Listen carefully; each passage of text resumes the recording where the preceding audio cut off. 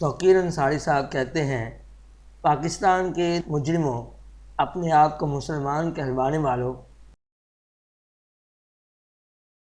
اب تو اقتدار کا پیچھا چھوڑ دو اور پبلک کا لوٹا ہوا پیسہ لوٹا دو۔ اگر رائی کے دانے کے برابر بھی تمہارے دلوں میں ایمان ہے، اللہ کا خوف ہے، حق کا ساتھ دو۔ اگر ایسا نہیں کر سکتے ہو تو تم مسلمان کہلوانے کے لائق نہیں ہو۔ فی قلوبہم مرض فزادہم اللہ مرضا وَلَهُمْ عَذَابٌ أَلِيمٌ بِمَا كَانُوا يَكْذِبُونَ۔